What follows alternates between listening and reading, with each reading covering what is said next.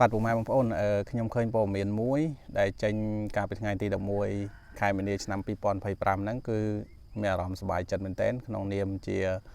ពុទ្ធសាសនិកជនក្នុងនាមជាពុទ្ធបរិស័ទម្នាក់ហើយក៏ក្នុងនាមជាប្រជាពលរដ្ឋម្នាក់នៅក្នុងប្រទេសកម្ពុជាយើងដែលរាជរដ្ឋាភិបាលប្រទេសកម្ពុជា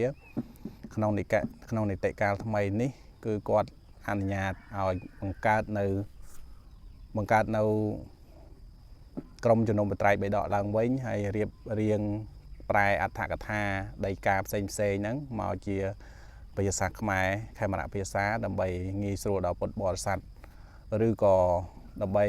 ឲ្យពុទ្ធបរិស័ទហ្នឹងងាយស្រួលស្វែងយល់អត្ថន័យនៅក្នុងពុទ្ធសាសនាយើងបន្ថែមទៀតហើយនឹងចងក្រងនៅធម៌អាសិក្ខាវិន័យអក្សរសាស្ត្រខ្មែរអីជាដើមហ្នឹងដើម្បីឲ្យកាន់តែប្រសើរឡើងហើយកុំឲ្យមានការចម្រូងចម្រាសគឺហើយចំពោះទីកន្លែងនៃការប្រពធ្វើហ្នឹងគឺកំពុងតែជ្រើសរើសថាអាចនឹងយកភ្នំវិរិយទ្រព្យជាកំទីតាំងដែលសូត្រនៅបត្រៃបិដកខ្មែររៀងរាល់5ឆ្នាំម្ដងខ្ញុំឃើញព័ត៌មាននេះហើយគឺមានអារម្មណ៍រំភើបមែនទែនក្នុងនាមជាពុទ្ធបរិស័ទមួយឬក៏ក្នុងនាមជាប្រជាពលរដ្ឋខ្មែរមួយដែលរាជរដ្ឋាភិបាលលោកគិតឃើញនៅចំណុចនេះពីព្រោះថាក្នុងប្រទេសមួយបើសិនបើវប្បធម៌ដោយពាក្យខ្មែរយើងអញ្ចឹងណាវប្បធម៌រលំជាតិរលាយវប្បធម៌ពន្លេជាតិកានហើយការធ្វើនេះគឺជាការបណ្ដុះវប្បធម៌មួយដែលល្អដែលគ្រប់គ្រងដល់អ្នកប្រាជ្ញចេះដឹងហើយចងនៅច្បាប់ក្បួនសម្រាប់សិក្សាសម្រាប់បណ្ដុះប្រាជ្ញាស្មារតីដល់ប្រជាពលរដ្ឋដល់ពុទ្ធបរិស័ទដល់មនុស្សទូទៅដើម្បីជាប្រយោជន៍ពីព្រោះថាមានតែចំណេះដឹងទេដែលជាគ្រឿងឬក៏ជាចលករជាចលករមួយដែលធ្វើឲ្យមនុស្សនឹងកែប្រែពីអាក្រក់ទៅល្អពីស្ថានភាពដែលលំបាកទៅស្ថានភាពដែលស្រួលមានតែចំណេះដឹងមួយទេដែលអាចធ្វើឲ្យមនុស្សនឹងចេះស្រឡាញ់គ្នាធ្វើឲ្យសង្គមនឹងមានវឌ្ឍនភាពអញ្ចឹងហើយការចងក្រងគម្ពីរបត្រៃបិដកនៅចងក្រងគម្ពីរបត្រៃបិដកឬក៏ប្រែអត្ថកថា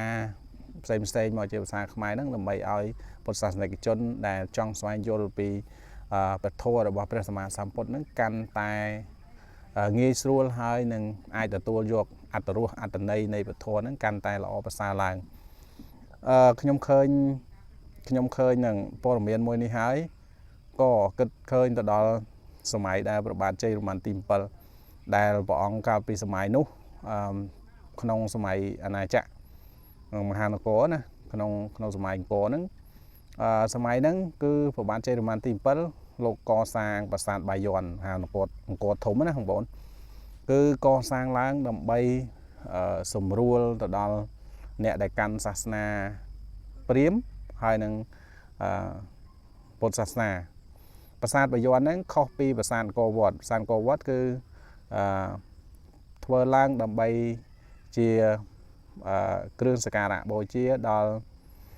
ព្រះវិស្ណុវិស្ណុលោកណាតែប្រាសាទបាយ័ននេះអត់ទេប្រាសាទបាយ័នគឺធ្វើឡើងដើម្បីជាការឧទ្ទិសបូជាក៏ដូចជាការសម្រាប់អ្នកដែលកាន់ពុទ្ធសាសនាផងព្រហ្មញ្ញសាសនាផងគឺបង្រួមដោយសារកាលសម័យនោះពុទ្ធបរិស័ទហើយនឹងព្រហ្មញ្ញបរិស័ទហ្នឹងមានការទាស់គ្នាណាមានការទាស់គ្នាមានការខ្វាយកណិតគ្នាហើយព្រះបាទជ័យវរ្ម័នទី7ព្រះអង្គលោកជាវរិយជាដែលមានការឆ្លៀសវៃហើយឆ្លាតអញ្ចឹងទៅលោកកសាងប្រាសាទបាយ័នខាងអង្គរធំណាដើម្បីជាការបង្រួមរវាងអ្នកកាន់ពុទ្ធសាសនាព្រះពុទ្ធសាសនានិងអ្នកកាន់ព្រហ្មញ្ញសាសនាកុំឲ្យមានការវិវាទគ្នាថាសាសនាណាក្នុងគោលគំនិតរបស់ព្រះអង្គប្រហែលជាព្រះអង្គគិតថាសាសនាទាំងសាសនាព្រះពុទ្ធទាំងសាសនាព្រហ្មណ៍ហ្នឹងគឺសិតតែសំខាន់ទាំងអស់សម្រាប់ប្រជាជនរបស់ប្រជាជាតិកម្ពុជារបស់ប្រទេសកម្ពុជាយើងហ្នឹងកាលពីសម័យហ្នឹងអញ្ចឹងណាបងប្អូនហើយបងប្អូនក៏បានស្គាល់ហើយគឺព្រះបាទជ័យវរ្ម័នទី7ថាព្រះអង្គលោកល្បីល្បាញទាំងស្នាដៃទាំងកេរ្តិ៍ឈ្មោះហើយបន្សល់នៅស្នាដៃដល់ ខ្មែរយើងដល់បច្ចុប្បន្នគឺប្រាសាទអង្គរវត្តនិងប្រាសាទអង្គរធំហ្នឹងគឺប្រាសាទបាយ័នហ្នឹងអញ្ចឹងណាបងប្អូនអញ្ចឹងរំលឹកកលេចមកមើលបច្ចុប្បន្នយើងវិញខ្ញុំចេះតែសង្កេតមើលអំពីក្នុងនាមយើងជាប្រជាពលរដ្ឋដែរយើងនៅក្នុងប្រទេសមួយដែរអញ្ចឹងយើងត្រូវរៀនត្រូវស្ដាប់ត្រូវមើលអំពីការវិវត្តរបស់ស្រុកទេអំពីរឿងរ៉ាវរបស់ស្រុកទេថាវិវត្តទៅដល់ណាហើយយ៉ាងម៉េចអីយើងត្រូវដឹងដែរអញ្ចឹងណាបងប្អូនបាទហើយតដល់ពេលឃើញប្រមុខរដ្ឋាភិបាលគឺសម្ដេចធិបតីលោកដាក់សំណើមកអញ្ចឹងធ្វើឲ្យចិត្តហ្នឹងក៏សប្បាយចិត្តមែនតើហើយមានអារម្មណ៍ថាសំណាងចង់និយាយថាសំណាងណាបងប្អូនសំណាងទី1យើងបានអ្នកប្រាជ្ញនៅក្នុងប្រទេសយើងហ្នឹងគឺបានបញ្ចេញសមត្ថភាពរបស់ខ្លួនហើយបានចងក្រងនៅចំណេះដឹងផ្សេងទាំងផ្នែកអក្សរសាស្ត្រទាំងផ្នែកធម៌អាទាំងផ្នែកអីហ្នឹងគឺបកប្រែមកជាខេមរៈភាសាងាយស្រួលឲ្យកុលបុត្រខ្មែរយើងហ្នឹងបានសិក្សារៀនសូត្រហើយទី2នោះមួយទៀតគឺសំណាងថាយើងបានរៀនសូត្រដោយសេរីហើយមានការឧបត្ថម្ភគ្រប់គ្រងពីសំណាក់រាជរដ្ឋាភិបាលពីសំណាក់ឋានៈដឹកនាំអីអញ្ចឹងទៅគាត់មានការបំបត្តិសិទ្ធិទេនៅប្រទេសខ្លះនៅកន្លែងខ្លះគេអត់ឲ្យសិក្សាដោយសេរីអញ្ចឹងគេបិទសិទ្ធិអីអញ្ចឹងណាបងប្អូនអញ្ចឹងយើងនេះអត់បិទសិទ្ធិទេហើយយើងមានសិទ្ធិក្នុងការសិក្សារៀនសូត្រហើយមិនត្រឹមតែមានសិទ្ធិទេមានការគ្រប់គ្រងទៀតឲ្យតែមានការសិក្សារៀនសូត្រមានការអីហ្នឹងគឺមានការគ្រប់គ្រងមានការលើកស្ទួយនេះកន្លែងនេះហើយដែលធ្វើឲ្យយើងទាំងអស់គ្នាប្រជាពលរដ្ឋទាំងអស់គ្នាខេមរៈជនទាំងអស់គ្នាហ្នឹងមានកម្លាំងចិត្តសិក្សាហើយអ្នកប្រាជ្ញដែលលោកចេះដឹងហ្នឹងលោកមានកម្លាំងចិត្តដើម្បីចែករំលែកនៅចំណេះដឹងឬក៏អ្វីដែលលោកបានចេះហ្នឹងដល់អនុជនជាន់ក្រោយហើយចងក្រងជាគម្ពីរជាក្បួនជាច្បាប់អីចឹងនៅក្នុងកាលពីសម័យដើមឡើយហ្នឹងខ្មែរយើងមិនខ្វះទេបងប្អូនមិនខ្វះទេឯកសារអីផ្សេងណាប៉ុន្តែដោយសារសង្គ្រាមហ្នឹងច្រើនដងមែនទែនពិសេសគឺសង្គ្រាមជាមួយនឹងប្រទេសជិតខាងមានប្រទេសថៃពីមុនហៅប្រទេសសៀមណាគឺសង្គ្រាមច្រើនដងច្រើនលើកក្នុងសារហើយនៅពេលដែលសៀមវាយចូលមកដល់ខ្មែរយើងតែងតែប្រមូលយកទ្រព្យសម្បត្តិគម្ពីរក្បួនច្បាប់អីហ្នឹងអស់ច្រើនមែនទែនកាលពីសម័យអង្គរហ្នឹងវាយចូល2ដងណាបងប្អូនកាលសម័យព្រះបាទជ័យវរ្ម័នទី8ហ្នឹងវាយចូលម្ដងប្រមូលទ្រព្យសម្បត្តិអស់ច្រើនមែនទែនណាបងប្អូនហើយកែនវិជាពលរដ្ឋខ្មែរយើងទៅខាងប្រទេសថៃហ្នឹងគឺអស់រាប់ម៉ឺននាក់ហ្នឹងកាលសម័យអង្គរទៅសម័យក្រោយមកទៀតហ្នឹងក៏មានការវាយលុកច្រើនហើយជាពិសេសគឺសម័យលង្វែកហ្នឹងគឺវាយហើយប្រមូលក្បួនច្បាប់គម្ពីរអីទៅអស់ច្រើនមែនទែនអញ្ចឹងហើយដូនតារបស់ខ្មែរយើងពីដើមហ្នឹងក៏លោកបន្សល់គម្ពីរក្បួនច្បាប់សម្រាប់ឲ្យកូនខ្មែរសិក្សាហ្នឹងច្រើនដែរប៉ុន្តែដោយសារតែមានការធ្វើសង្គ្រាមពីសម័យមុនសង្គ្រាមរវាងប្រទេសនិងប្រទេសហ្នឹងអ្នកណាខ្លាំងអ្នកនឹងមានសិទ្ធិអំណាចអ្នកណាខ្លាំងមានព្រៀបអាចកែនទាំងមនុស្សហើយប្រមូលទាំងទ្រព្យសម្បត្តិក្បួនច្បាប់អីទៅទាំងអស់អញ្ចឹងទៅធ្វើឲ្យយើងនឹងបាត់ឯកសារប្រវត្តិសាស្ត្រច្រើនដែរហើយសំណាងដែរដែលបច្ចុប្បន្នហ្នឹងសបោអ្នកប្រាជ្ញខ្មែរយើងមកវិញហើយសម័យព្រះបាទអង្គឌួងហើយក្រោយមកទៀតហ្នឹងក៏លោកចាប់ផ្ដើមចងក្រងគម្ពីរក្បួនច្បាប់អីច្រើនជាពិសេសគឺក្រមជំនុំបត្រៃបិដកកាលពីសម័យសង្គមរាស្ត្រនិយមណាបងប្អូនសម័យសង្គមរាស្ត្រនិយមហ្នឹងក៏បានមានសភៅណាមាននិពន្ធសភៅមានបារ៉ែប្រត្រៃបិដកមានក្រមជំនុំបត្រៃបិដកហ្នឹងហើយក៏បានស្ងាត់ទៅវិញនៅសម័យ3ឆ្នាំ8ខែ20ថ្ងៃសម័យប៉ុលពតណាហើយឥឡូវនេះឃើញរាជរដ្ឋាភិបាលលោកបានស្នើទៅក្រសួងធម្មការឲ្យបង្កើតនៅក្រមជំនុំបត្រៃបិដកហើយនឹងបកប្រែគម្ពីរដីកាផ្សេងមកវិញគឺដើម្បីរក្សានៅគេដំណើរវប្បធម៌ដែលមានពីមុនមកហើយនឹងប្រែគម្ពីរផ្សេងហ្នឹងដើម្បីឲ្យខេមរៈជនខេមរៈបុត្រហ្នឹងបានសិក្សាគឺល្អមែនទែនណាបងប្អូនល្អមែនទែនដែលខ្ញុំបានឃើញព័ត៌មានហ្នឹងហើយខ្ញុំក៏ចង់ចែករំលែកព័ត៌មាននេះដល់បងប្អូនទាំងអស់គ្នាបានស្ដាប់បានដើម្បីបានជាព័ត៌មានហើយដើម្បីយើងចូលរួមទាំងអស់គ្នាដើម្បីយើងគ្រប់គ្រងថាធម្មតាប្រទេសមួយបើសិនជាអត់មានក្បួនច្បាប់អត់មានការបង្រៀនពីសំណាក់អ្នកចេះដឹងពីសំណាក់អ្នកប្រាជ្ញ ហើយมันគាំទ្រអ្នកប្រាជ្ញมันលើកស្ទួយអ្នកប្រាជ្ញទេប្រទេសមួយគឺมันមានធនធានទេហើយតាមមិនសូវមានធនធានហើយគឺយើងមិនអាចអភិវឌ្ឍលឿនដោយប្រទេសគេទេมันអាចដើរទា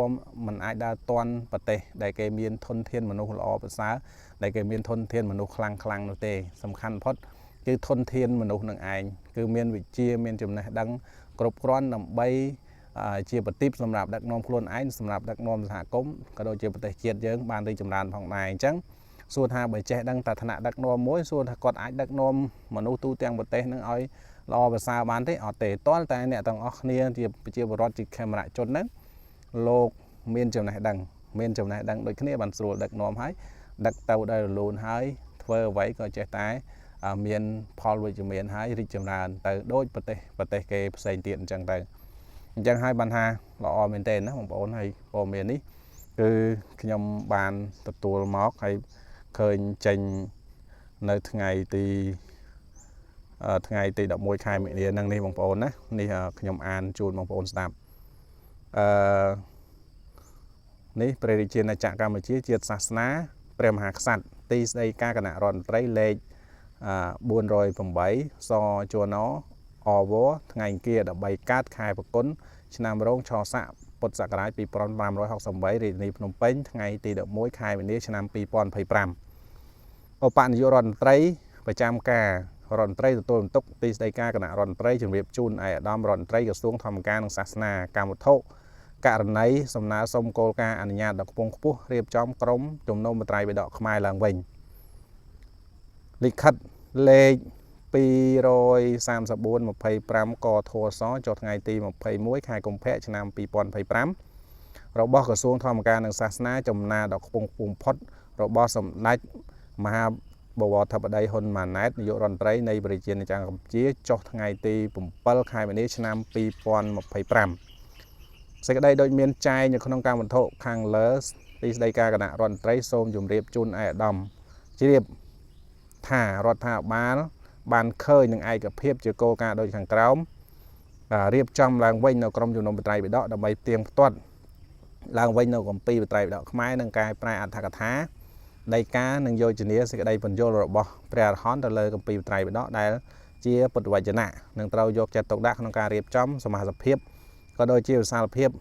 នៃមុខការតួនាទីភារកិច្ចឲ្យបានច្បាស់លាស់ដើម្បីធានានូវប្រសិទ្ធភាពនិងសក្តិភាពនៃការងារសំខាន់នេះចំពោះការរៀបចំពិធីសូត្រគម្ពីរបត្រៃបិដកខ្មែររៀងរាល់5ឆ្នាំម្ដងនៅប្រាសាទអង្គរវត្តខេត្តសៀមរាបគួរពិចារណាធ្វើនៅលើភ្នំព្រះរាជទ្រព្យភ្នំសក្យមុនីចេតិយដែលជាទីតាំងតម្កល់ព្រះបរមសារីរិកធាតុនិងជាទីរៀបចំពិធីបុណ្យមាឃបូជានិងវិសាខបូជារៀងរាល់ឆ្នាំកំណត់យកថ្ងៃទី1ខែមេសាឆ្នាំ2025ដើម្បីរៀបចំពិធីបុណ្យខួបទី56ឆ្នាំនៃការបកប្រែគម្ពីរបត្រៃបិដកខ្មែរនិងរំលឹកគុណដល់ក្រុមជំនុំបត្រៃបិដកអមដោយការសូត្រគម្ពីរបត្រៃបិដកខ្មែររយៈពេល3ទៅ5ថ្ងៃ3ឬ5ថ្ងៃចំពោះទីតាំងគួរពិចារណានៅលើភ្នំរាជទ្រព្យព្រះសក្យមុនីចេតិយជាជំរើសផងដែរត្រូវពិភាក្សាជាមួយគណៈសង្ឃនាយកធ្វើការសម្រេចចិត្តរួមអាស្រ័យដោយបានជម្រាបជូនខាងលើសូមឯកឧត្តមជ្រាបនិងចាត់ចែងអនុវត្តរដ្ឋមន្ត្រីទទួលបន្ទុកទីស្តីការគណៈរដ្ឋមន្ត្រីរដ្ឋលេខាធិការប៊ុនសម្បូរនេះបងប្អូនគឺជាលិខិតដែលចេញដោយរដ្ឋមន្ត្រីទទួលបន្ទុកទីស្តីការគណៈរដ្ឋមន្ត្រីដែលដាក់ទៅជម្រាបជូនដល់ឯកឧត្តមរដ្ឋមន្ត្រីក្រសួងធម្មការណាបាទដោយតែខ្ញុំបានជម្រាបបងប្អូនអញ្ចឹងគឺថាល្អមែនទែនណាបងប្អូនអញ្ចឹងទៅធ្វើឲ្យពុទ្ធសាសនានឹងចេះតែរីកចម្រើនធ្វើឲ្យអ្នកចេះដឹងផ្នែកធម៌អាធ្វើឲ្យការប្រព្រឹត្តធម៌អាការយល់ដឹងរបស់ប្រជាពលរដ្ឋយើងកាន់តែច្រើនហើយធ្វើឲ្យមានវឌ្ឍនភាពនៅក្នុងជីវិតចេះស្វែងរកនៅសុភមង្គលនិងសេចក្តីសុខតាមរយៈការចេះដឹងនៅមាគ៌ារបស់ព្រះសម្មាសម្ពុទ្ធដែលជាមាគ៌ានាំឲ្យបុគ្គលបានបរិសុទ្ធដោយខ្លួនឯងហើយអាចសម្រេចនៅធម៌ហើយជាធនធានមួយដ៏ល្អសម្រាប់សង្គមរបស់ប្រទេសកម្ពុជាយើងផងដែរបាទអញ្ចឹងក្នុងថ្ងៃនេះមានតែប៉ុណ្្នឹងឯងសូមអរគុណមានការខុសខាតយ៉ាងណាក៏សូមខន្តីអភ័យទោសបាទសូមអរគុណ